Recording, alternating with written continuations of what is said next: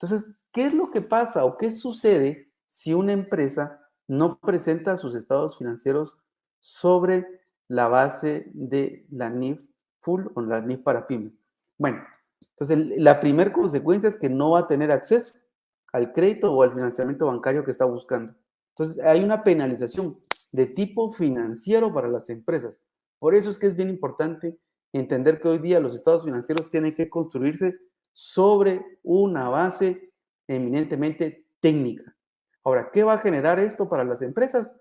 Pues los puede poner con un problema de negocio en marcha o bien los puede poner con una mala calificación ante las entidades bancarias.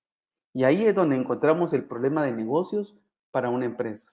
Y recordémonos que para formular un estado financiero de tipo NIF, no es nada más de ponerle que es un estado financiero que presenta sus cifras con base en las normas internacionales de información financiera.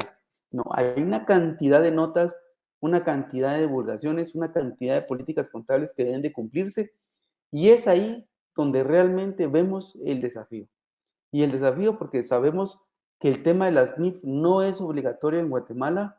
Sin embargo, hoy día, desde el punto de vista de negocios, que lo hayan subido a una resolución de la Junta Monetaria prácticamente obliga a las empresas que tienen financiamientos a que efectivamente lo apliquen como una norma totalmente obligatoria. Entonces, ojo con eso porque sí es importantísimo que lo tomemos en consideración porque definitivamente para las empresas es necesario cumplir con ese tema.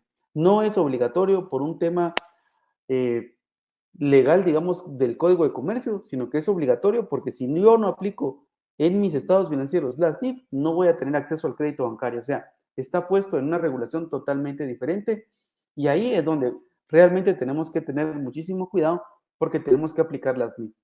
Ahora, ¿qué pasa con una empresa que nunca ha aplicado las NIF en sus estados financieros? Aquí lo importante, lo que tenemos que tener en cuenta es que, por ejemplo, esta resolución que acabamos de comentar con ustedes entra en vigor el 1 de enero del año 2023.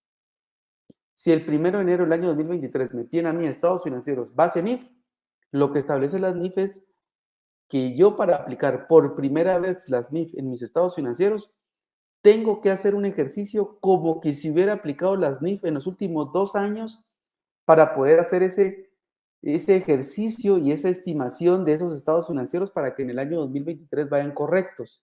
¿Qué significa? Que yo tendría que reexpresar mis estados financieros de los últimos 2 años y solo tengo 6 meses para hacer ese trabajo. Tengo que empezar hoy a trabajar para poder determinar cuáles son todas las brechas que tengo que tener dentro de la agenda para poder cumplir, por ejemplo, el 31 de diciembre del año 2022 con mis estados financieros base NIF. Porque si no, voy a entrar en un problema muy serio en el sentido de que las instituciones bancarias seguramente ya no me van a dar crédito. Entonces, imaginémonos a qué problema nos podemos exponer. Entonces, aquí muchísimo ojo porque sí tenemos un tema bien importante que tenemos que tener muchísimo cuidado porque efectivamente para aplicar la NIF sí tenemos que hacer un trabajo concienzudo, tenemos que hacer un trabajo muy fuerte para que esas cifras de ese balance general principalmente, que es el que se ve afectado, muestre toda la razonabilidad de esas cifras para que un banco lo pueda leer efectivamente. Y aquí es donde nos vamos a dar cuenta que los bancos van a profesionalizarse para leer de mejor manera y entender los estados financieros base NIF. Y aquí es donde viene la preocupación. ¿Qué pasa si yo, como empresario, presento unos estados financieros que dicen que están preparados sobre la base NIF y no lo están? Pues seguramente me los van a rechazar.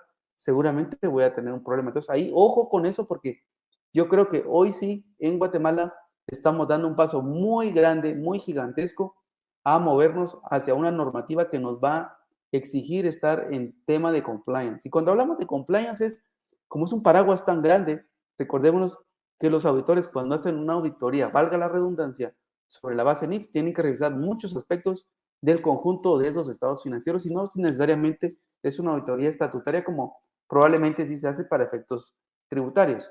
Aquí es una auditoría total.